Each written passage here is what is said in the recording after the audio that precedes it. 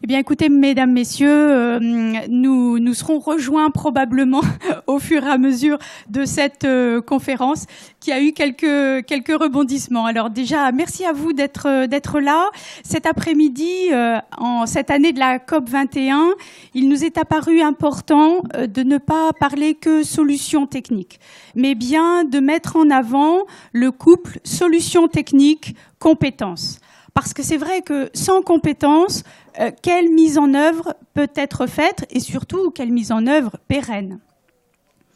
Alors donc, nous avions, je vais vous présenter nos intervenants. D'abord, par rapport à ce qui avait été présenté, Monsieur le ministre de l'Environnement du Togo, qui devait être avec nous cet après-midi, malheureusement a été retenu et nous attendons un de ses émissaires. Je ne sais pas s'il sera avec nous, et également l'ambassade du Maroc qui avait dit qu'elle serait présente. Eh bien, voilà, on l'attend aussi. Alors peut-être nous serons rejoints pour des conclusions de conférences et de réflexions que nous pourrons avoir. Alors, peut-être pour la slide suivante, alors attendez, peut-être que c'est comme ça.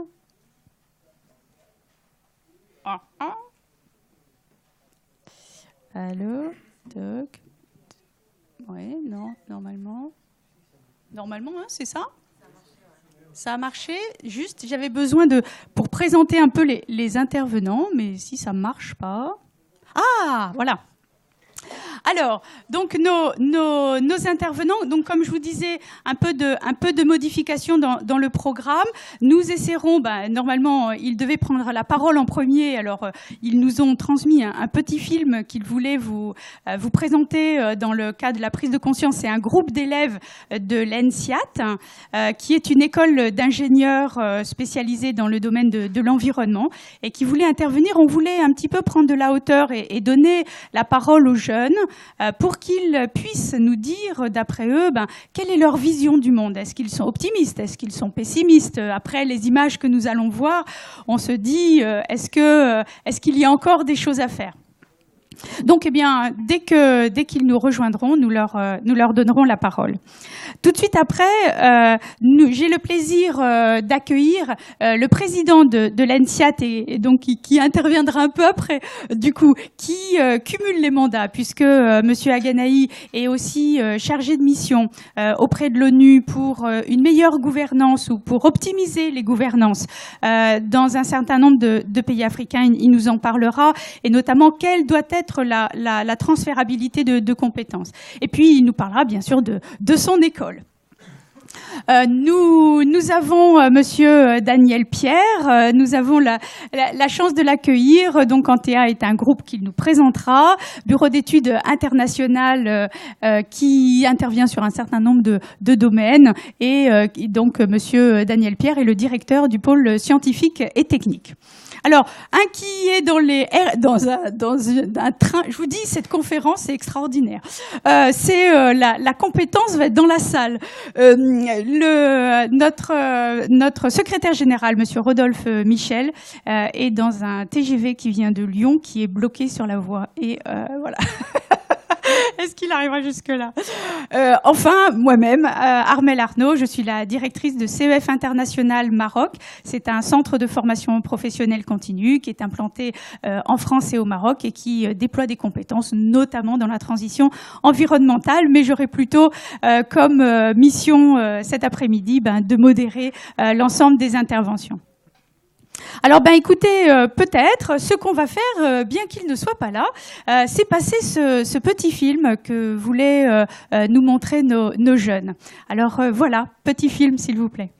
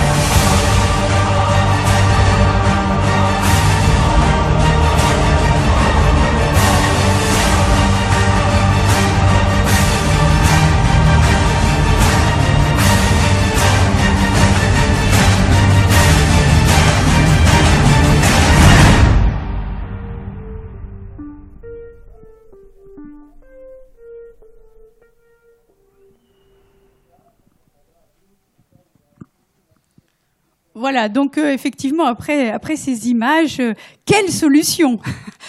Eh bien, on va essayer d'y répondre ensemble. Alors d'abord, peut-être, Monsieur Daniel Pierre, je vais vous donner la parole tout de suite. Peut-être d'un mot, vous pouvez nous dire, déjà nous présenter peut-être un petit peu le groupe Antea. Alors, c'est vrai que le slogan de votre groupe, c'est comprendre le présent, améliorer l'avenir. Alors, est-ce que vous pouvez nous présenter votre groupe en disant comment il répond à ce slogan? D'accord. Donc, bonjour à tous. Donc, Antea Group, c'est une société internationale d'ingénierie et de conseil en environnement. Nous sommes un peu plus de 3500 personnes dans le monde pour un chiffre d'affaires d'un peu moins de 400 millions d'euros. Et nous intervenons essentiellement sur 4 grands domaines d'activité que sont l'environnement au sens strict, et pour nous, c'est essentiellement la problématique des sites et sols pollués et la rémédiation environnementale. Dans le domaine des infrastructures, particulièrement les problématiques liées aux infrastructures géotechniques, les problématiques de fondations complexes, les grands ouvrages souterrains. Dans le domaine de l'eau, l'eau sous toutes ses formes, le cycle technique de l'eau, aussi bien que l'eau risque, problématique inondation. Et puis enfin, un domaine plus intégrateur qui est l'aménagement du territoire, pour lesquels on va regrouper des équipes d'urbanistes, d'architectes qui sont capables d'intégrer un petit peu nos différentes expertises. Alors pourquoi comprendre le présent pour améliorer demain ? Je vais prendre une analogie, on est quelque part un petit peu les médecins de l'environnement. Donc, dans notre démarche, on va mesurer des objets, on va mesurer des choses pour amener des éléments de diagnostic et pour préparer des programmes d'action, pour préparer des opérations de préservation, de mise en œuvre, de dépollution, etc. Donc il y a toujours un processus où on va chercher à mesurer, comprendre, pour quelque part améliorer et gérer la ressource naturelle sous toutes ses formes. Donc effectivement... Donc du coup, puisque comment se passe une intervention et quelles sont les préoccupations principales des donneurs d'ordre à l'international, et puis quels sont les freins aussi quelquefois aux réalisations? Alors, on a 2 modes d'intervention à l'international. Ça va être soit en accompagnement de nos partenaires industriels que l'on accompagne à l'export pour les aider, pour les appuyer dans la gestion et la préservation des ressources s'ils ont des process intimement liés à ces dernières, et ou pour éviter évidemment que leur activité nuise à l'environnement au sens large. Donc ça peut prendre différentes formes d'accompagnement. Ça, c'est une première grande forme d'intervention. La deuxième grande forme va être en appui d'organismes plus institutionnels, les États directement, les ministères. Et en général, c'est dans le cadre d'appels à projets avec un bailleur de fonds, que ce soit l'Agence française de développement, la Banque mondiale. Et donc on va intervenir ponctuellement sur nos différents domaines d'activité en ingénierie, donc pour les accompagner dans leur mission. Lorsque quels sont les principaux freins lorsque des solutions sont proposées à l'international ou pas à l'international d'ailleurs, mais puisqu'on va parler de transférabilité de compétences et puis de coopération nord-sud, ensuite sud-sud, quels peuvent être les freins que vous pouvez rencontrer lors des expériences que vous avez menées? Alors, je terminerai par effectivement ce volet un peu coopération-transfert. Mais je dirais qu'avant même d'en arriver là, on a potentiellement une série de problématiques sur ce type de projet.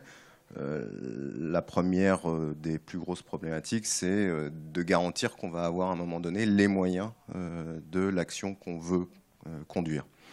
Et effectivement, ça se fait toujours dans un cadre forcément contractuel contraint par un cahier des charges qui a été évidemment rédigé par un tiers et qui potentiellement ne prévoit pas forcément tous les cas de figure ou toutes les problématiques auxquelles on va être confronté dans les faits. Au-delà de ça, on voit que du coup, c'est un des plus gros problèmes qu'on va avoir dans ce cadre contractuel, c'est de faire la promotion d'une innovation. En général, les maîtres d'ouvrage, nos partenaires aiment bien l'innovation. Par contre, c'est bien quand ça a été éprouvé largement dans d'autres configurations. Et évidemment, une innovation, pour qu'elle soit déployée largement, il faut qu'elle soit prescrite. Donc ça pose aussi un problème de formation des éventuels acteurs qui interviendraient sur la phase rédaction des cahiers des charges. Je dirais qu'il y a un autre gros problème, c'est que beaucoup d'actions, notamment celles qui touchent la transition écologique et énergétique, bien, on voit que le succès de ces actions, c'est déjà de pouvoir les inscrire dans le long terme. Alors, la plupart des modalités d'intervention auxquelles il nous est donné de participer en tant que finalement médecin de l'environnement, eh ben, c'est dans le cadre d'une action ponctuelle, 2 ans, 1 an, 6 mois, et que ça pose du coup le problème du suivi sur le long terme avec des assistances techniques qu'il faudrait imaginer sur du plus long terme. Et enfin, la plus importante des choses, c'est qu'on a des solutions, on a des outils, on va avoir des méthodologies. Par contre, il ne s'agit pas de les déployer directement sur la base des expériences réussies qu'on aurait pu avoir, par exemple, en France. Il y a nécessité impérieuse d'adapter à chaque fois que faire se peut eh bien, les méthodologies au contexte particulier dans lequel on va intervenir.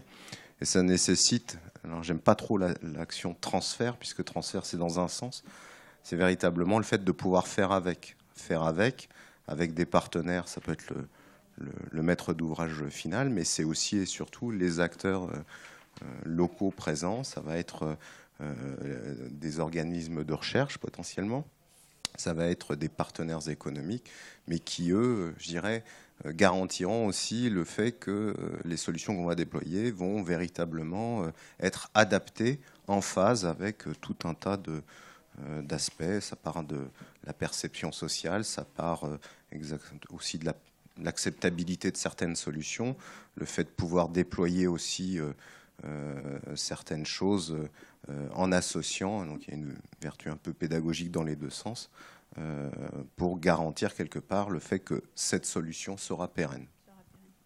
Vous avez déjà commencé à répondre, mais pour approfondir un petit peu le sujet, puisque c'est l'objectif, l'idée c'est d'essayer de déterminer quelles sont les clés d'une opération réussie.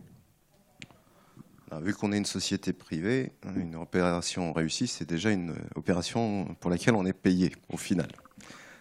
Au-delà de ça, et je plaisante, une opération réussie, c'est une opération qui pourra vivre après la fin du projet, dont on est sûr que, eh bien, on a construit tout autour du projet les éléments qui vont permettre cette pérennité. Ça peut partir, je dirais, du fait qu'il y aura une collaboration avec ce partenariat sur le long terme, et puis aussi que des cadres et des acteurs se seront appropriés les éléments importants du projet et qu'ils pourront, entre guillemets, le faire vivre sur le long terme. Donc, on peut, une des clés d'un projet réussi, c'est à la fois le partenariat, le travail ensemble, et puis la continuité par la compétence au niveau local. Tout à fait. Nous aurons l'occasion certainement de vous ressolliciter tout à l'heure. Alors Jean-Pierre, que je n'ai pas présenté parce qu'il est un petit peu là en grand témoin de notre table ronde.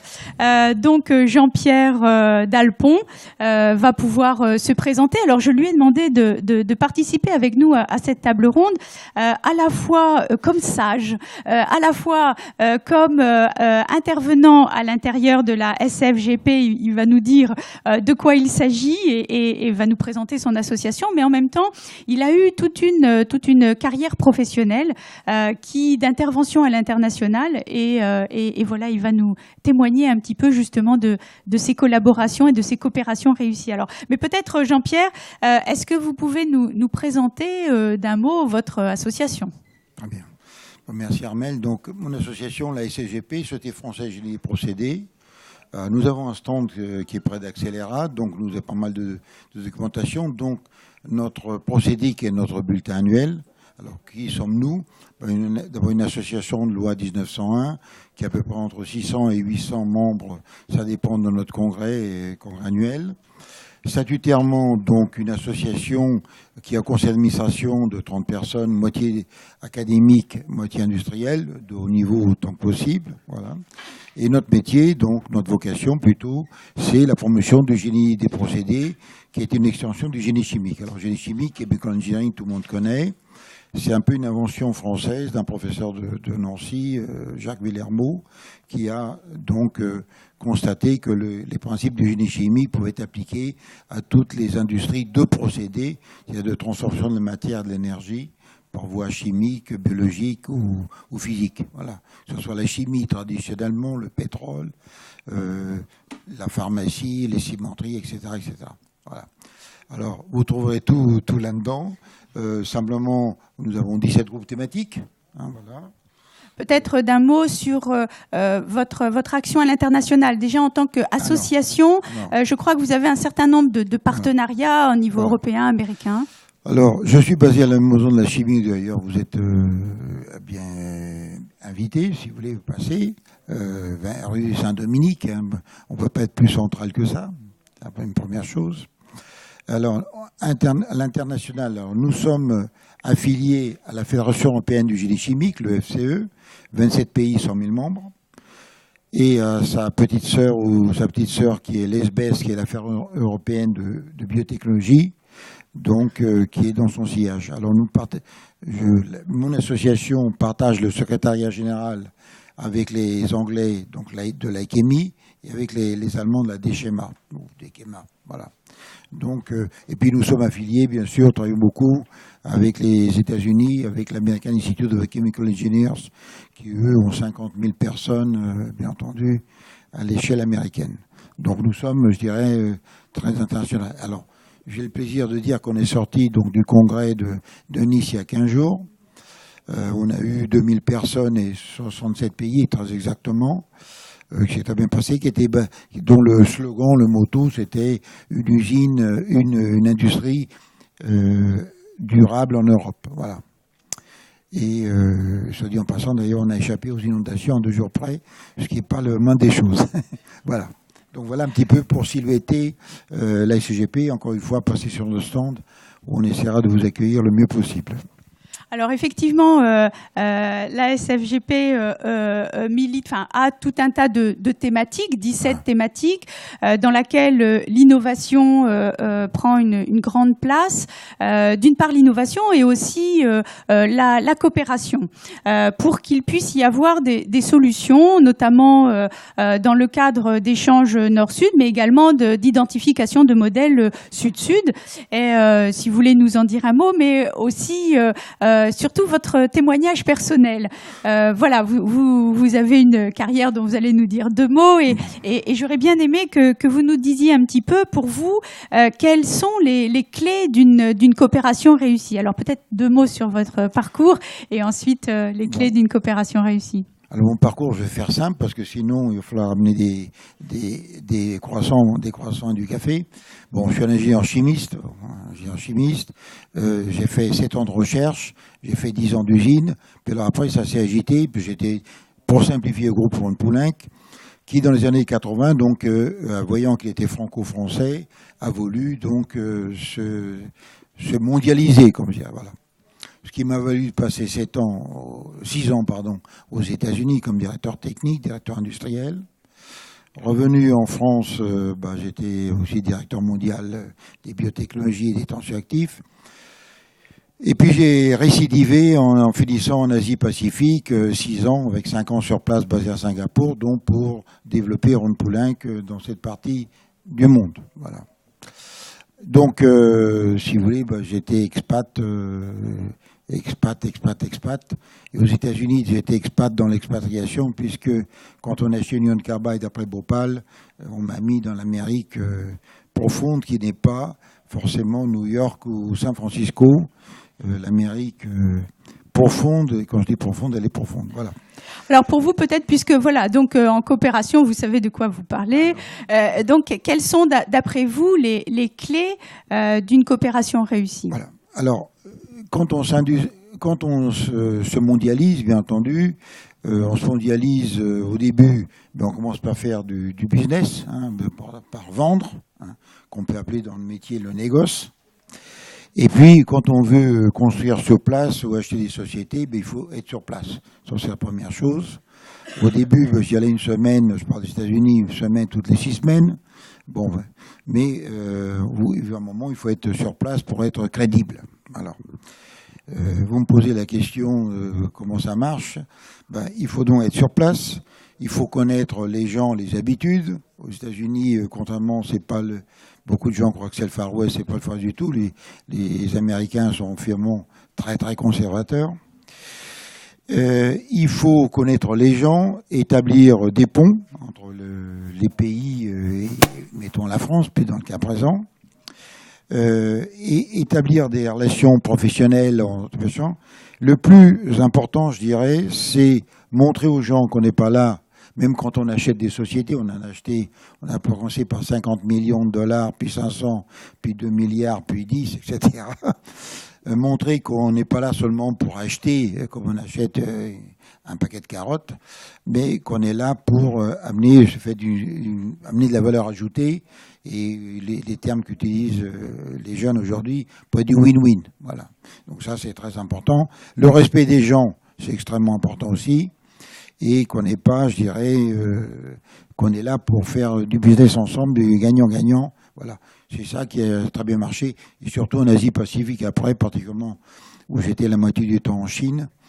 C'est ça je crois, qui a fait qu'on a réussi. Voilà, je crois que c'est un peu les clés de la réussite, sachant qu'il faut quand même une certaine santé, qu'il faut penser à la famille et les enfants. Voilà. Et donc voilà un petit peu l'expatriation en 2 mots. Alors peut-être, d'après vous, au niveau des territoires, quels sont aujourd'hui les enjeux du changement climatique ? Alors les enjeux, aujourd'hui, je dirais les grands enjeux, c'était à l'évidence, c'est l'énergie et eau. Hein. Alors ça s'est découvert, je crois que c'est un peu en France qu'on l'a découvert, thermodynamiquement. J'espère que la thermo ne vous a pas fait souffrir comme j'ai souffert moi. Thermodynamiquement, l'eau et l'énergie sont liées. Hein, donc on ne peut pas parler d'eau et d'énergie. N'est-ce pas, monsieur le directeur de l'école? Il est d'accord.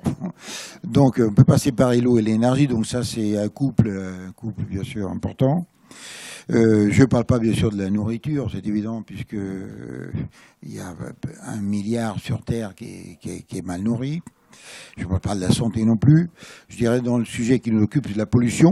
Bien sûr, la pollution. J'ai été en Chine encore une fois, la pollution, j'ai été beaucoup dans le Yunnan, c'est irrespirable à cause du charbon et du SO2 qui contient. Pékin, j'y suis lundi prochain, il paraît que ça s'arrange pas du tout, hein, d'accord, il paraît que c'est très pollué. J'ai vu le lac Tao près d'usine où j'ai monté à Wuxi, tout pollué, donc tout pollué. Deuxième réserve d'eau naturelle. Donc voilà les grands défis. Alors nous, ce que nous faisons, nous sommes un sorte de think tank. Hein, nous essayons d'apporter des techniques nouvelles. Nous avons des journées de prospective scientifique qu'on appelle Catala et Lotor. Donc il y a eu un monsieur Catala à Toulouse et puis un monsieur Lotor à Nancy qui a emmené le génie chimique en France après la guerre, où j'ai été développé énormément pendant la guerre et soutenu l'effort de guerre allié. Et donc ces journées, donc il y en a une, vous êtes invité, vous voyez la plaquette. C'est le 25 novembre à Nantes. À Nantes, c'est par exemple c'est l'usine agroalimentaire du futur. Voilà. Qu'est-ce que c'est qu'une usine sachant que la France, à notre grand regret, on était premier en IAA. Maintenant, on est 3e, les Anglais sont premiers, et 2e, les Allemands, nous sommes 3e. Voilà. Donc voilà, si vous voulez, des réflexions que nous faisons, auxquelles, bien sûr, vous êtes invités. Alors, est-ce que vous êtes optimiste par rapport à la situation, vous venez de nous faire des constats, on posera la question également à Monsieur Daniel Pierre, mais est-ce que vous êtes optimiste par rapport d'abord à cette coopération, à cette entraide internationale, et est-ce que vous êtes optimiste par rapport aux solutions que l'on peut trouver, par rapport aux images que l'on a vues et qui sont assez saisissantes? Alors, est-ce que je suis optimiste? C'est la question que je me pose tous les matins. Quand je me rase, je ne suis pas le seul à me raser, vous savez. Bon. Alors, le problème, je dirais, c'est vous avez un triangle infernal qui est l'environnement, le profit et la croissance. Hein. Le 3P, si vous voulez, les 3 P's de développement durable, People, Profit, Planet. Mon trésorier ce matin a fait une allocution, la première d'ailleurs du salon sur l'usine du futur. Alors, il y a là un conflit terrible. Bon, peut-on, est-ce qu'on peut profiter, c'est-à-dire avoir des solutions rentables? Bon. Alors, et le problème, c'est la croissance. Alors, peut-on croire aujourd'hui en la croissance, oui ou non? Je vous signale qu'il y avait le Club de Rome, la croissance zéro. Le bouquin de Madame, je ne sais pas qui, j'ai pas son nom en tête, vient d'être publié, c'est très intéressant. Alors, croissance, alors vous prenez le 1,4 milliard de Chinois, bon, croissance en Chine, bon, oui, non. Est-ce qu'elle peut accroître encore avec 2 digits? J'en sais rien. Toujours est-il que si les Chinois avaient le même nombre de voitures que les Américains, on tombe dans une impossibilité physique, pratiquement. Hein. Sachant que tout le monde sait qu'aujourd'hui, si tout le monde vivait comme les Américains, il faudrait 5 planètes. Si tout le monde vivait comme les Français sur Terre, il faudrait 3 planètes. Donc il est certain qu'aujourd'hui, on va dans le mur. Alors on y va. Est-ce qu'on y va dans combien de temps est-ce qu'on y va? J'en sais rien. Est-ce que la population va monter réellement à 9 milliards? Moi, j'y crois pas, parce qu'il y a 20-30 ans, on disait qu'on montait à 12 milliards en 2050. Aujourd'hui, on parle plutôt de 9. J'en sais rien. J'avais des usines en Inde. C'est assez effroyable de voir un pays comme ça. J'ai monté des usines au Brésil. C'est quoi tout ça? Voilà. Donc, est-ce qu'on peut, le niveau de vie, peut-il monter Alors, j'ai dit, à moins que les Chinois, que les Américains, le niveau des Chinois d'aujourd'hui, et puis que les Chinois montent, j'en sais rien. Est-ce qu'on peut trancher? Alors, vous posez une question, est-ce que je suis optimiste? Je dis, je sais pas. Je pense qu'il y a des défis énormes, que si on ne les prend pas, ben on va vers quoi? Tout le monde sait que l'eau est un problème absolument stratégique et une source de conflit. Je ne donne pas les noms que vous savez. Le problème des bassins est un problème terrible. J'étais en Jordanie dernièrement, on lui pique sa flotte, c'est certain. Vous posez une question, j'ai dit, je ne sais pas, soyons réalistes. Voilà. Et vive la science. Bah écoutez, merci pour ce témoignage. Alors peut-être pour vous, Monsieur Pierre Daniel, est-ce qu'on peut être optimiste, vous qui êtes également sur le terrain, à mettre en œuvre des solutions pour faire face à l'ensemble de ces problématiques, de ces enjeux de l'eau, de l'énergie. Est-ce que dans votre quotidien, vous êtes plutôt optimiste? Alors, déjà pour parler effectivement du volet coopération, je vais juste vous dire que, sans raconter ma vie non plus, mais je suis tombé dedans quand je suis né, puisque je suis né là-bas en fait, donc plutôt en Asie, et puis que globalement jusqu'à 18 ans, c'était la moitié de ma vie plutôt dans les territoires du Sud, donc un père coopérant. Donc j'ai eu de cesse au sein de mes activités étudiantes et professionnelles que d'essayer d'y retourner. Au travers plutôt d'opérations, enfin de projets de recherche et développement ou des projets visant à gérer la ressource en eau. Alors après, est-ce que je suis optimiste? Il y a plusieurs choses. Déjà, dans ce que vous nous avez montré tout à l'heure, il y a des phénomènes dont l'occurrence à l'échelle des temps géologiques, ça s'est déjà produit, ça se reproduira. Je suis géologue, hydrogéologue de formation. Donc, ce n'est pas forcément de nature à m'émouvoir plus que ça, si ce n'est que le problème, c'est que notre vie y est étroitement associée et qu'un certain nombre de nos actions appauvrissent aussi ces ressources et ou altèrent la qualité de ces dernières. Donc ça, c'est effectivement très problématique. Ça veut dire qu'à un moment donné, on va se retrouver dans une situation, et c'est déjà le cas, de déséquilibre majeur entre les besoins humains, les besoins de la biodiversité et les ressources existantes.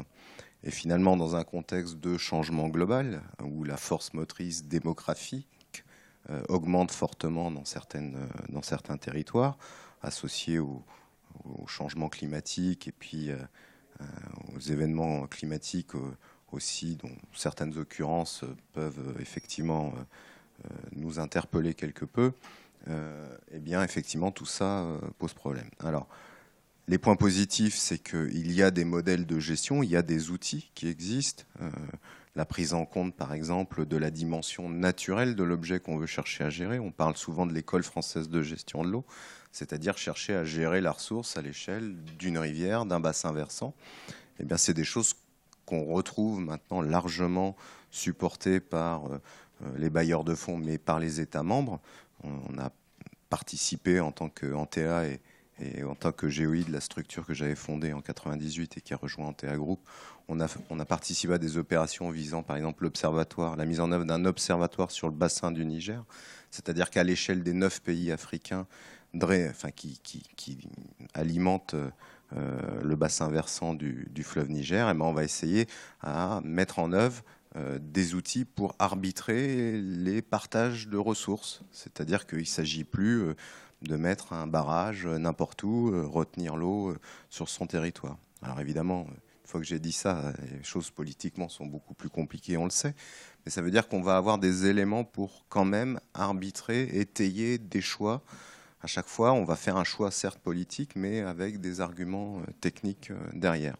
Donc, je ne veux pas m'en montrer non plus d'un optimisme débordant, mais la prise de conscience, la mise en œuvre d'un certain nombre de choses fait que aujourd'hui, la plupart des citoyens ont conscience quand même de la fragilité de certaines ressources. Il ne faut pas oublier qu'il y a un certain nombre d'années, il y a 1000, 2000 ans, on pouvait être amené à déplacer une cité parce qu'il n'y avait plus d'eau.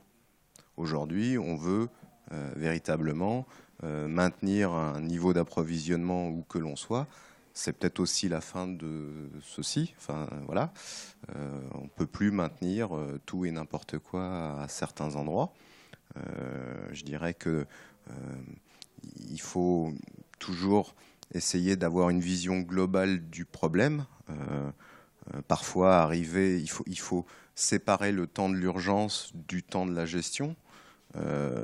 Parfois, arriver et forer, faire des forages n'importe où, c'est pas forcément la bonne solution. Alors évidemment, je suis bien d'accord qu'il faut satisfaire un usage vital immédiat. Par contre, il faut être conscient que ces forages vont peut-être fixer des populations, des usages à un endroit où la ressource ne le permettra pas durablement. Donc c'est cette vision globale qu'il faut pouvoir, à chaque fois que faire se peut, intégrer. Et donc il faut se doter d'une véritable politique publique qui intègre la dimension environnementale. Alors si j'entends bien, alors après on va donner la parole à Monsieur Aganaï. Si j'entends bien, donc pas d'euphorie excessive, mais néanmoins des solutions s'il y a travail en commun et innovation. Il y a une solution, c'est la disparition. C'est la prise de conscience. Et il y a une solution radicale, c'est la disparition de l'homme. Hein. Bon, écoutez, on va peut-être, on en débattra avec la salle tout de suite après. Eh bien, écoutez, alors, Clément, je vais vous laisser la parole. Peut-être que, dans un premier temps, avec votre casquette chargée de mission auprès de l'ONU, peut-être, est-ce qu'il y a aujourd'hui une sensibilisation des populations sur l'aspect environnemental et ensuite, on verra sur les aspects compétences et coopération. Mais peut-être déjà dans l'aspect sensibilisation. Merci beaucoup. Plus que de la sensibilisation, c'est que les populations subissent les contre-coups du changement climatique. C'est une réalité dans plusieurs cités africaines, surtout les cités au bord des mers, où les côtes sont absolument ravagées, avec les villages entiers de populations qui sont englouties sous les eaux. La mer avance plusieurs mètres par an. Il y a des villes où les voies je me rappelle, hein, il y avait une route que je prenais quand j'étais gosse entre le Togo et le Bénin qui est en pleine mer et qui fait une barrière et qu'on voit de loin. Donc, plus qu'une réalité, c'est un choc. Et les populations sont absolument victimes de ce changement climatique sans aucune assurance de pouvoir s'en sortir si, au niveau mondial, on ne fait rien pour elles. Voilà un peu le tableau. Donc vous nous dites que la solution passe par la coopération et passe par un travail avec une vision globale au niveau planétaire. Absolument. Alors, cela fait partie de mon propos. Pourquoi cette formation que nous donnons en France, je suis dans une école que j'ai créée il y a 12 ans, qui forme des ingénieurs dans les domaines des technologies pour l'énergie et les technologies propres pour l'environnement. On s'est appuyé en partie sur un mécanisme, je ne vais pas faire des slides, mais je vais parler comme ça en direct, sur des mécanismes tels que les mécanismes de développement propre. Le mécanisme de développement propre qui est issu des accords de Kyoto permettent donc à des pays du Nord qui ont une technologie, qui ont un financement et qui ont des problèmes de pollution, de pouvoir investir dans les pays du Sud pour développer des solutions propres qui respectent les nouveaux critères de l'environnement. Et ce mécanisme de développement propre permet le transfert des technologies et donc le transfert de compétences vers le Sud et en même temps est rentable pour les pays du Nord parce qu'ils bénéficient donc d'un crédit carbone qu'ils peuvent commercialiser sur le marché international. Et c'est dans cette branche-là, et d'après il y a à peu près 3 à 4 000 projets déjà dans ce mécanisme qui s'implémente en Afrique. Les premiers projets sont dans le domaine des énergies renouvelables et de la production d'énergie. Ça fait plus de 50% du package. Et le deuxième, c'est tout ce qui a lieu au traitement des déchets. Ça fait à peu près entre 20 et 25% de tous les projets principaux qui sont là. Donc c'est sur cet aspect-là que nous bâtissons des formations, puisque c'est la même problématique pour les pays du Nord qui ont besoin de compétences dans ces domaines pour les envoyer dans les projets du Sud, et également pour les pays du Sud de bénéficier de ces savoir-faire pour pouvoir répondre à leurs problèmes de développement et à répondre aux problèmes qui les concernent, puisque le changement climatique n'a pas de maison et n'a pas un lieu fixe. Voilà. Et l'INSEAD, qui fait de la technologie à la base, a quand même bâti son cursus sur une notion de valeur, puisque le développement durable va faire appel à des valeurs d'humanisme, à des valeurs de solidarité, à des valeurs de partage, qui font que l'ingénieur qui va aller dans des pays pour aller apporter son savoir-faire doit pouvoir rentrer en dialogue avec les gens, pas en donneur de leçons, pas en apporteur de leçons, mais en partage.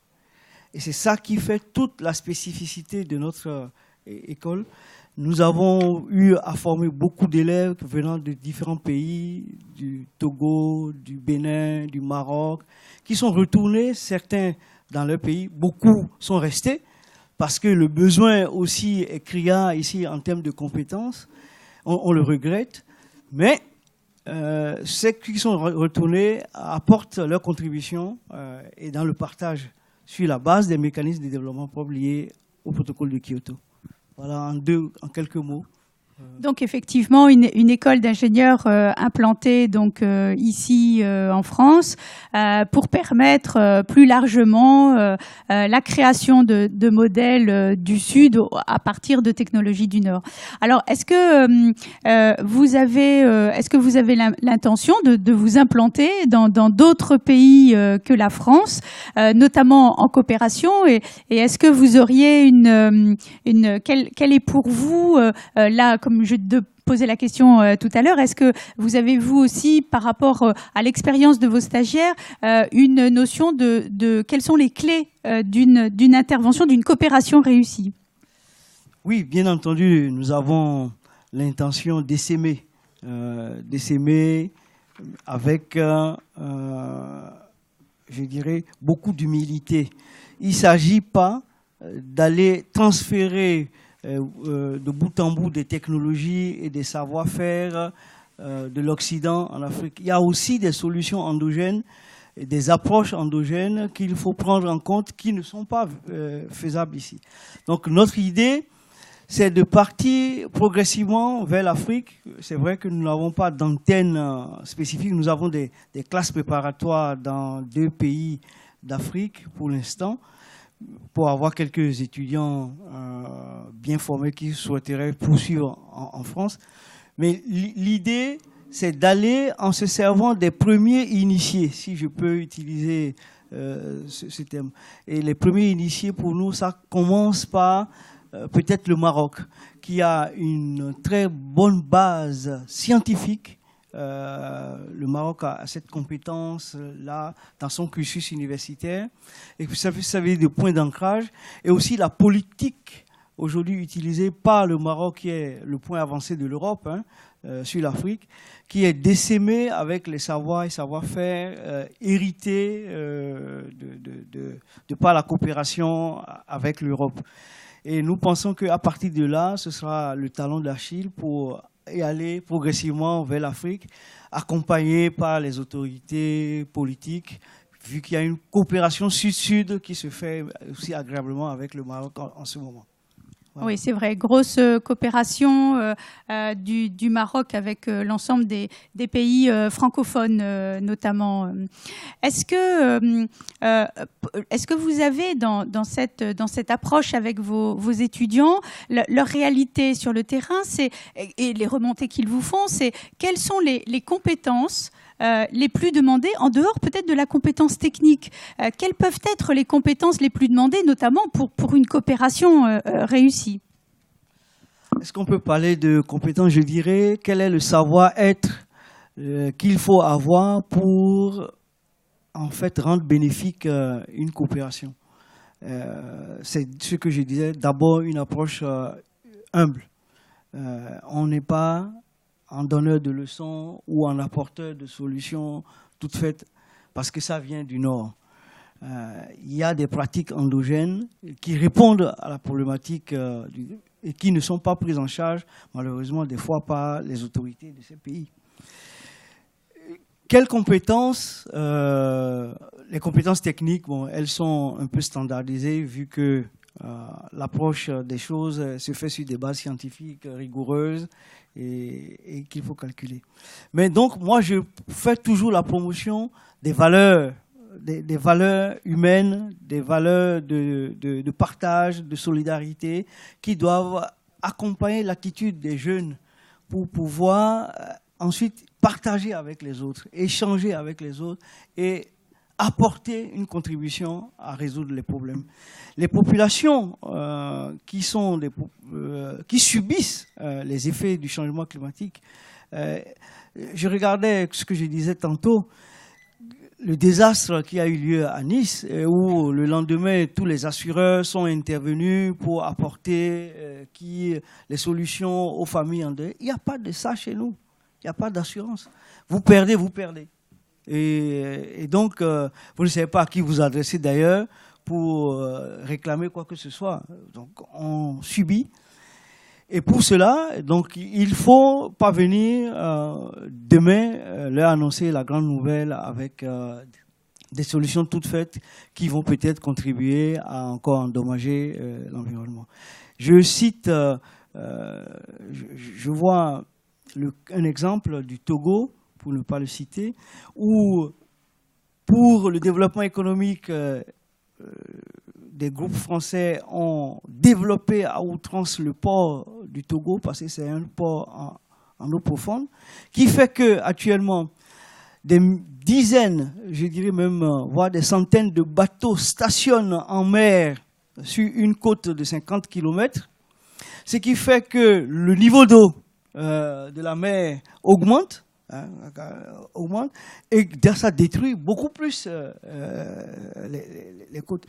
Mais à côté de ça, on nous parle que on a une croissance, le pays avance parce que les bateaux arrivent de Chine ou d'Asie ou d'Europe, et les populations n'ont plus le poisson, puisque pour aller chercher le poisson, il faut aller encore plus loin. Et ils n'ont pas non plus les zodiacs, donc c'est à la pirogue, à la pagaie. Donc tout ça pose des problèmes, donc il faut savoir amener la technologie et la faire expliquer et voir ce que ça peut générer comme valeur pour les gens. Si je peux... Oui, donc une coopération réussie, c'est une coopération soucieuse d'une solution adaptée à l'environnement et d'une contribution d'un partage avec les autochtones. C'est sûr que les solutions ne viennent pas exclusivement du Nord, elles sont un partage et une adaptation de solutions au niveau local. Encore. Est-ce que vous êtes optimiste? Alors, c'est vrai que malheureusement, vos étudiants se sont égarés.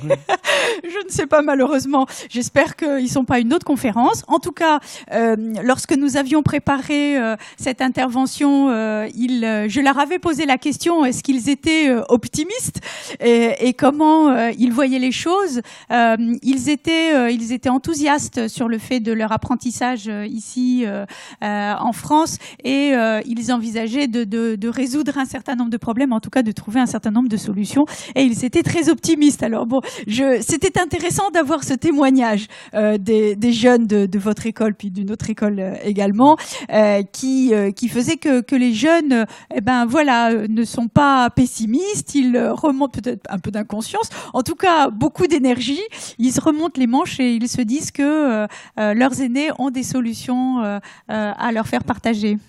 Est-ce que je suis optimiste? De nature, oui. Devant la réalité de certaines choses, je dirais que je suis plutôt inquiet. Inquiet parce que tout ça, au-delà de l'environnement, comme j'ai une autre casquette qui est celui du 4e pilier du développement durable, qui concerne la démocratie, l'état de droit et la gouvernance, ce pour lequel on intervient beaucoup en Afrique.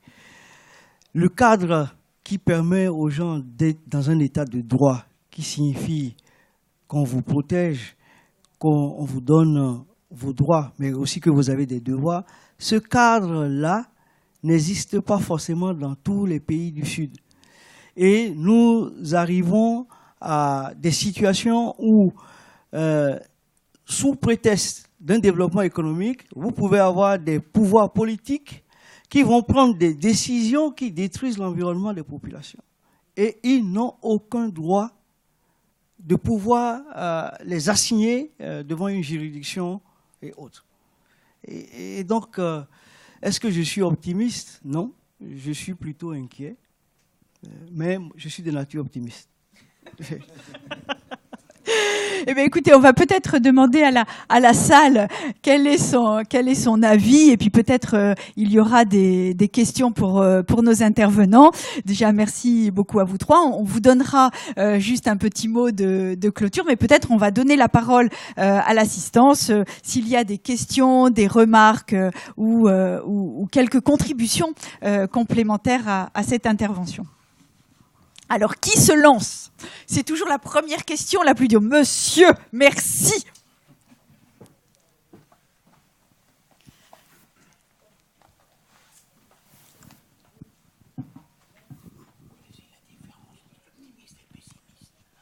Bonjour.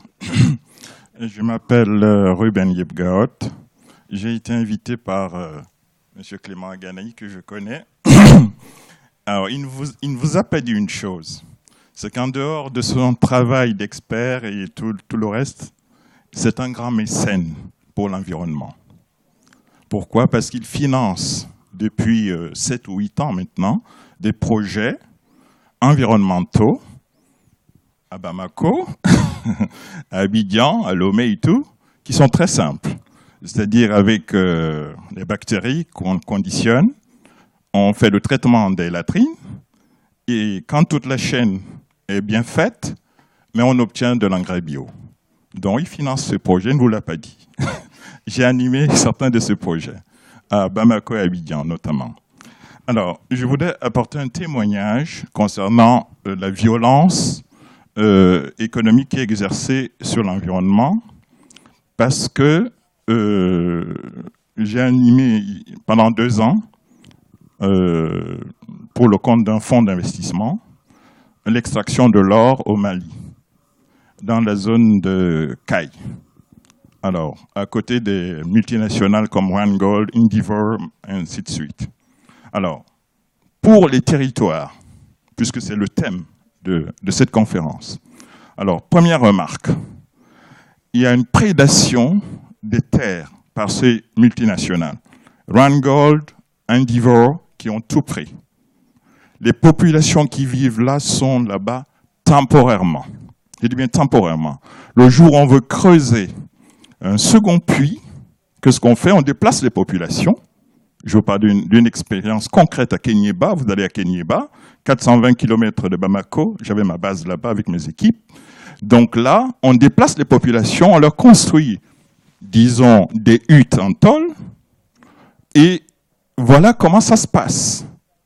Donc, Endeavour prend tout le territoire, creuse, traite la roche avec du cyanure, dépose la roche là, et rien n'est fait. Le cahier des charges est totalement ignoré.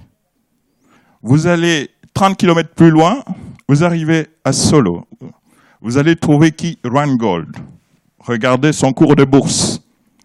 Travaille 7 jours sur 7, 24 heures sur 24. Des camions de 200 tonnes qui transportent la roche, qu'on casse à 20 km plus loin, qui roulent sur une autoroute en terre battue, qui est damée tous les jours. Et à côté, il y a une piste qu'empruntent les populations avec des taxis de bourse. J'ai fait ça moi-même pendant 1 an et demi. Mon fonds d'investissement est basé à Budapest. Donc, on a expérimenté ça, la violence. Alors, nous, qu'est-ce qu'on a fait? On a dit, on ne va pas suivre le modèle violent de nos amis de Randgold parce qu'on n'en a pas les moyens. Alors, on couple l'extraction de l'or via leur paillage aux actions de développement en utilisant les produits que M. Clément Aganaï a financé, pour lesquels il a financé la recherche, pour traiter les latrines, donc pour que les nappes phréatiques soient protégées, et qu'en traitant les latrines, naturellement, on supprime la chaîne de production des mouches, des moustiques et tout, qui sont toutes les bestioles qui polluent la vie des habitants. Alors, on est allé encore plus loin dans cette échelle. Alors, qu'est-ce qui s'est passé? Mais les populations nous ont accueillis. Pendant qu'elles cisaillent les clôtures de Randgold ou les clôtures d'Endeavour, il y a la violence entre les populations et ces multinationales qui ont tout clôturé. Donc voilà un peu ce genre de situation. Alors le problème, c'est que ces territoires, les multinationales les ont eus à travers des actions, entre guillemets, non démocratiques, puisque vous ne pouvez pas revoir ces permis-là, ils sont à vie. Donc tout ce qu'on vous permet, c'est d'extraire l'or de surface, c'est-à-dire vous pouvez descendre jusqu'à 20 mètres. Au-delà, vous savez que vous commencez à toucher la partie minéralisée de l'or et vous ne pouvez plus. Donc voilà, ça c'est les réalités. Enfin, personnellement, j'ai conduit cette expérience pendant 2 ans. Bon, voilà, merci. Merci pour votre témoignage. Monsieur, peut-être ce qu'on peut demander à nos intervenants, c'est est-ce que du coup l'innovation ne vient pas d'une réduction financière et qu'il faut quand même faire sans moyens. Alors du coup, on devient plus innovant et on avance. Alors peut-être, Monsieur Daniel Pierre, est-ce que quand les ressources financières sont réduites, l'innovation est plus grande?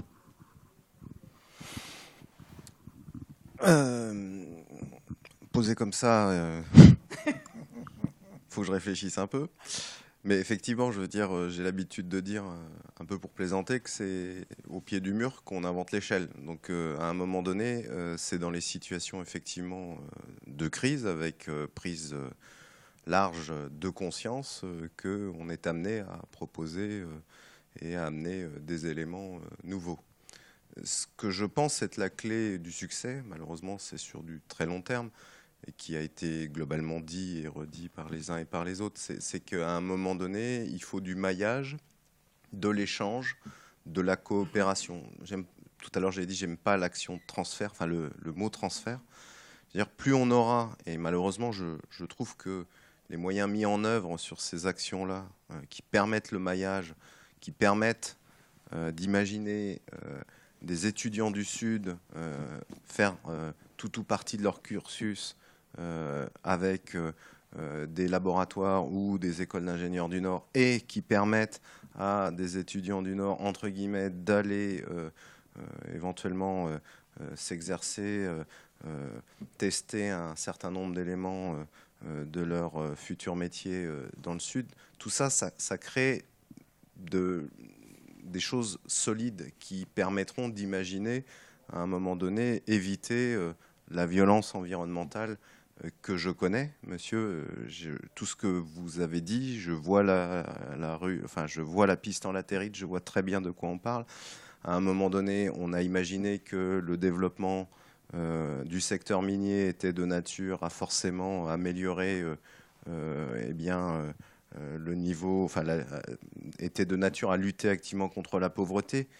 Sur le papier, oui, mais dans les faits, parce que ça a été mal pensé à l'origine et que ça n'a pas été adapté, que ça n'a pas été fait de manière concertée en intégrant les vrais besoins des populations locales, eh bien, on arrive à ces extrémités. Ça veut dire que de part et d'autre, il faut des gens qui soient ouverts, qui soient conscients de la problématique des autres, et qui soient en capacité de faire cet effort d'adaptation constant pour véritablement adresser les besoins des populations locales et satisfaire derrière tout ça les problématiques environnementales qui lui sont associées. Alors peut-être une autre question ou une autre contribution par rapport à l'ensemble des interventions. Monsieur ? Merci. Donc, je ne sais pas si je vais m'adresser à tout le monde, mais en fait, c'est juste... nous sommes une entreprise, je suis en Côte d'Ivoire, donc je suis dans une compagnie, la compagnie de l'électricité. Donc, on s'est engagé un peu dans la démarche de développement durable. Et aujourd'hui, donc, on doit prendre aussi en compte les attentes des populations riveraines, enfin, des parties prenantes, comme on dit. Et le problème qui se pose à nous aujourd'hui, c'est justement comment prendre en compte ces attentes, puisque une entreprise, même si on fait du développement durable, mais on doit aussi vivre. Et donc, il y a quelquefois des conflits d'intérêts. Alors, je ne sais pas si il y a une expérience à partager. Bon, parce que les populations, il y a des villageois, il y a des pêcheurs, donc qui ont leurs attentes. Il y a la chefferie et puis il y a aussi des hommes politiques. Et donc, les attentes sont très, très diverses. Il y en a qui veulent tout gratuit. Or, c'est pas possible. Donc, il faut être humble, ça c'est vrai, mais comment faire, je ne sais pas s'il y a des méthodes d'analyse qui puissent permettre donc qu'on puisse peut-être prendre ce qu'on peut prendre ou alors prioriser. Parce qu'on ne peut pas prendre toutes les attentes. Et nous aussi, on doit vivre. Et le gagnant-gagnant, il faut pouvoir trouver donc une solution intermédiaire. Donc, je ne sais pas si vous avez l'expérience de coopération, vous pouvez peut-être nous apporter quelque chose pour nous aider. Voilà. Alors, je ne sais pas qui de nos intervenants veut répondre. Mais Jean-Pierre. Je dirais, dans le développement durable, quand on dit les 3 P, il y a une chose qui manque, c'est le point de fonctionnement, c'est-à-dire il faut un référentiel. Voilà, il faut des référentiels. On ne peut pas être à la fois bon pour la société, bon pour la planète et gagner de l'argent, de la rentabilité. Donc, si vous voulez, quand on fait, par exemple, moi je suis dans les analyses industrielles, une usine, forcément, elle pollue. Bon, alors le problème, dès qu'on met une usine quelque part, elle pollue, disons qu'elle a un impact sur l'environnement. Elle a besoin d'énergie, donc elle va créer du CO2, par exemple. Bon. Donc, il faut, je dirais, c'est le référentiel, c'est le point optimum de fonctionnement. Ça, c'est le référentiel. Qui dit référentiel, il y en a des multitudes dans l'industrie. C'est donc, on va mettre des poids sur chaque état. C'est une analyse aussi systémique qui est importante. Voilà. Alors, l'autre chose qui nous dépasse tous, c'est le problème de la gouvernance. La gouvernance, c'est donc un système de valeurs, ce que disait Clément, un système de valeurs qui fait que on respecte un peu tout. Et sur les entreprises, je dirais, il y a quand même l'invasion d'Internet qui a un effet très important sur la société. Une personne de mon âge le voit. C'est que ce qui a dit, par exemple, pour monsieur tout à l'heure, c'est qu'aujourd'hui, on le sait par Internet. Avant, on ne le savait pas. C'est peut-être déjà un début de gouvernance. Je me rappelle très bien, on était avec un partenaire dans un pays d'Asie. Bon, notre partenaire a eu un très gros accident. C'est parti à New York, c'est arrivé chez nous. Donc on sait tout aujourd'hui. On sait tout. On peut espérer que, sachant tout, que le mauvais côté des médias, puisqu'on est dans une médiacratie, le bon côté des médias, c'est qu'on sache les choses, et vous en êtes les témoins, et que ça remonte. Je dirais, moi qui n'ai pas très optimiste, je suis optimiste dans ce côté-là. Voilà tout ce que je peux dire personnellement. Clément, peut-être pour compléter, quelles sont les méthodes pour concilier les trois piliers du développement durable, l'économique et l'environnemental notamment? Je pense que, surtout pour l'Afrique qui est un continent, on dit c'est l'arbre à palabre, un continent de dialogue et d'échange. Rien ne vaut l'implication et la participation de tous les acteurs pour que chacun se sente concerné et ait, au bout du compte, le sentiment d'avoir gagné quelque chose. Même si matériellement, il n'a pas un gain, il faut qu'il ait un sentiment d'avoir pu gagner quelque chose. Et tant qu'il n'y aura pas ça, on va imposer des solutions, même si ça apporte l'électricité. Je vois, pour des besoins de l'électricité, on crée des entreprises qui polluent, et on dit mais les gens ils ont l'électricité, mais s'ils ont l'électricité, qu'ils ne peuvent rien en faire à part avoir de la lumière le jour, qu'ils ne peuvent pas vivre dans cet endroit et pouvoir élever leurs enfants, pouvoir se développer, ça ne sert absolument à rien. Donc c'est la discussion, le dialogue, et croyez-moi, les populations, même si elles n'ont pas été instruites, c'est-à-dire alphabétisées, ont suffisamment de sagesse pour contribuer à la modernisation de leur cadre de vie. Donc, démarche participative. Voilà ce que je peux dire. Merci. Peut-être une autre question dans l'assistance ou contribution ou apport complémentaire par rapport à ce que nous ont dit nos intervenants, à la fois sur la coopération, sur la compétence ou l'apport de solutions dans cette transition environnementale qui, comme on l'a vu, n'est pas simple. Bon, oui. Il y a en tout cas dans l'appropriation des connaissances et des savoirs, comme disait tout à l'heure Jean-Pierre, le numérique vient à un point nommé pour la transformation des relations. La transformation des relations entre les individus et la société en général. Et donc, en termes d'apprentissage, aujourd'hui, il existe énormément de savoirs qui sont gratuitement mis à disposition pour peu que les gens aient un accès à l'Internet. Donc, je vois que par là, l'Afrique a un challenge, c'est l'interconnexion et la connexion aux autoroutes de l'information. De toutes les façons, si les dirigeants ne le font pas, j'ai vu des initiatives qui sont annoncées, notamment par Google, pour ne pas le citer, qui visent en 2016 à mettre à disposition de tous les pays africains des liaisons Internet de haut débit pour permettre aux gens de se connecter et de consommer ces produits et d'avoir un impact. Donc, c'est à une marche forcée. Accès à la formation. À partir du moment où on a une connexion, on peut accéder à des formations, à des cours, à des documents, à s'enrichir et également maintenant à dialoguer avec des gens, à rentrer en relation avec des partenaires ou des collègues, des écoles qui peuvent nouer facilement maintenant des relations de partenariat avec d'autres étudiants.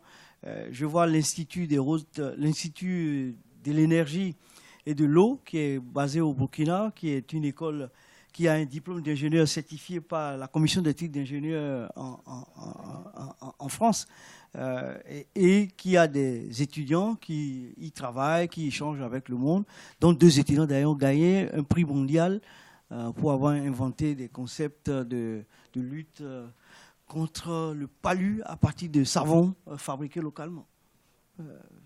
Voilà. Donc, des savoirs, le numérique va jouer un rôle important. Voilà. Peut-être ça va être le début des mots de la fin. Alors peut-être on peut avoir comme conclusion, c'est vrai que une vision plutôt pas joyeuse de la situation, mais en même temps des ouvertures possibles et des solutions. Alors peut-être un petit mot de clôture, monsieur, pour dire aujourd'hui quel peut être le mot de la fin pour qu'on ait une vision plus dynamique de notre action. Le mot de la fin, c'est toujours un petit peu compliqué, mais voilà, je vais revenir un petit peu sur le leitmotiv, c'est-à-dire le mot fort, c'est coopération. Ça veut dire qu'il y a des individus, il y a une volonté d'échanger. Monsieur parlait du savoir-être, enfin, ou en tout cas de valeurs. Ça peut s'apparenter effectivement grandement à ça. C'est effectivement un travail collectif qui permettra à chacun à amener un petit peu sa pierre à l'édifice d'une solution plus globale.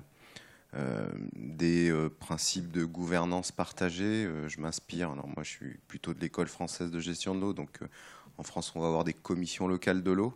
Globalement on a réinventé la réunion africaine de village avec une gouvernance partagée, avec des spécialistes, mais pas que. On va avoir les élus, on va retrouver les représentants des catégories socio-professionnelles, les usagers. Donc, quelque part, c'est un petit peu ce Parlement de l'eau, c'est un peu la palabre nécessaire, je dirais, à ce que, bien au-delà de la solution technique, on garantisse le fait qu'à un moment donné, il y a une appropriation par l'ensemble des acteurs. Je me souviens, alors je ne citerai pas le territoire, mais dans mes débuts dans ce domaine-là, en tant que chef de projet, je me souviens d'un élu très très fort politiquement, qui avait globalement une conscience environnementale proche de zéro, qui globalement envisageait tout simplement remblayer une zone humide pour étendre son site d'enfouissement de déchets. Et donc je me souviens de cet élu-là. J'avais des commissions géographiques, donc globalement je répétais 5-6 fois la même chose. Donc la première fois, bon, ok. La deuxième fois, c'est pas mal parce que voilà, on a les retours d'expérience de la première. Puis la troisième, ça devient un peu lassant. La quatrième, voilà, on en a ras-le-bol. Et c'était avec lui. Et puis, à un moment donné, je le vois, il réfléchissait, et puis il me dit, mais finalement, je me rends compte que bien plus que la solution technique qu'on va mettre en œuvre, c'est tout le cheminement qu'on a fait collectivement ensemble pour y arriver, qui est importante. Et là, il m'a redonné un petit peu de baume au cœur, parce qu'en tant qu'élu d'une grosse collectivité, il avait effectivement le pouvoir de prendre un certain nombre de décisions qui allaient impacter directement, dans le sens positif du terme, eh bien, la ressource en eau. Et ça, je pense que voilà, ça prend du temps, ça repose sur des hommes, ça repose sur des échanges. C'est pas qu'une solution technique, loin de là, même si effectivement elle fait partie. Eh bien, enfin, il y a besoin d'outils, il y a besoin de méthodologie, il y a besoin de tout ça. Il faut les adapter, il faut les confronter tous ensemble. Voilà. Merci. Je vous en prie. Merci. Jean-Pierre ? Ah, il y a un monsieur qui veut poser une question. Alors, on était juste pour le mot de la fin, mais monsieur, avec plaisir, on vous donne la parole. Merci beaucoup. C'est Bouzidi de l'Université du Maroc. Donc, je remercie les intervenants pour cette discussion. Je crois que la collaboration et surtout les compétences nécessitent aussi l'implication de la population locale. L'a dit le monsieur, ce qu'on appelle l'approche participative, parce qu'on peut apporter des solutions que la population locale n'est pas au courant de cette solution et ne voit pas le profit, l'intérêt, mais sans l'implication de la population locale, quelle que soit la collaboration, quelle que soit la compétence, les compétences emportées, on peut rater la collaboration si on ne fait pas, dès le début, impliquer la population locale, parce que on a vu parfois dans des cas, des études faites dans des régions qui font le constat, mais la population n'étant pas impliquée a refusé les solutions parce qu'elle n'était pas au courant et ne savait pas quel est l'intérêt de faire l'intérêt d'apporter ces compétences. D'où donc le rôle de la communication, le rôle pilier de la communication dans tout projet de collaboration. Voilà.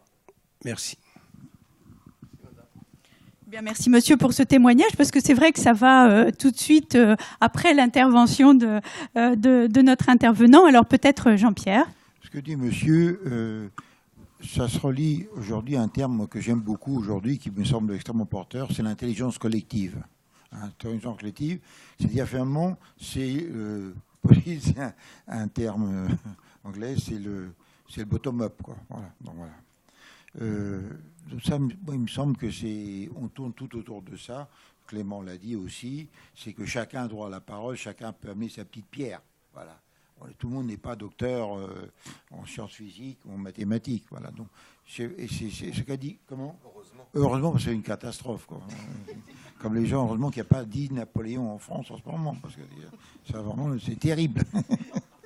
Alors, le mot de la fin, je crois qu'on l'a dit, c'est.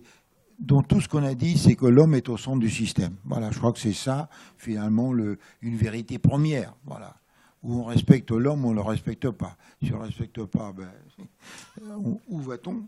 Si on le respecte, je pense qu'il va y avoir des solutions. Merci. Alors Clément, peut-être, voilà. Comme mot de fin, je reviendrai d'un mot pour dire dans la coopération nord-sud et sud-sud, vraiment, il faut qu'on approfondisse et qu'on amplifie les mécanismes de développement propre qui apportent solutions, technologies, compétences aux pays du Sud et qui permet aux pays du Nord également de valoriser les résultats de leur action, de leur investissement dans les pays du Sud. Donc c'est du win-win. Voilà. Je vais peut-être dire quelque chose, encore une fois, je m'excuse, mais pour rebondir encore une fois sur ce que dit Clément, moi je suis très sensible, si vous voulez, à la qualité de la technologie. Alors, je vais raconter une petite histoire. Je faisais un tour d'Afrique, j'étais étudiant. On arrive dans le port de Conakry, qu'est-ce qu'on voit ? Eh bien, on voit des chasse-neige. Alors le chasse-neige, c'était le grand frère soviétique, le grand frère soviétique qui faisait un cadeau somptueux à son petit frère guinéen, et il a mis des chasse-neige. Voilà. Bon, alors, la plaisanterie étant finie, ne rigole pas. Et j'étais en Guinée à cette époque-là. Il y avait aussi les bidets. Les bidets aussi. J'osais pas Ouais, le dire, non, mais mais j'osais pas le dire des bidets. Et la liaison Kamsar-Conakry offerte avec d'un côté les Watchman de fer offertes par les Russes avec une certaine dimension et les locomotives qui étaient avec une autre dimension. C'est ça, ouais. Et localement, ils ont modifié tout le système pour le rendre compatible avec la Watchman de fer. Voilà. Donc, je dirais pour élever un peu le débat quand même, mais je crois que ces exemples, il fallait quand même le dire, c'est que moi je suis très, c'est mon maître qui m'a formé, le GOF de Nancy, c'est adapter les technologies au pays. C'est pas la peine d'amener la dernière technologie avec des usines 4.0, etc., avec des gens, dès que les gens qui vont l'amener vont partir, on ne saura pas les réparer. Donc c'est très important. Et, mon maître Pierre Le Goff disait une usine que le forgeron du coin peut réparer. Voilà. Donc ça aussi c'est très très important. N'allons pas chercher il faut adapter, s'adapter au pays, respecter le pays, etc. et faire le mieux avec ce qu'on a. Voilà. Eh bien, écoutez, merci beaucoup pour l'ensemble de cette participation. Le temps est écoulé, mais nous sommes à votre disposition et nos intervenants aussi pour vous répondre. En tout cas, merci beaucoup pour votre participation. Merci aux intervenants pour ces brillantes participations et apports qu'ils nous ont fait. Merci.